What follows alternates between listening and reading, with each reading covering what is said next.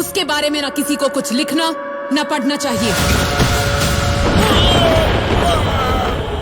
उसका नामो निशान इतिहास के किसी भी पन्ने में नहीं होना चाहिए। I am enforcing the army and signing the death warrant of the biggest criminal in India.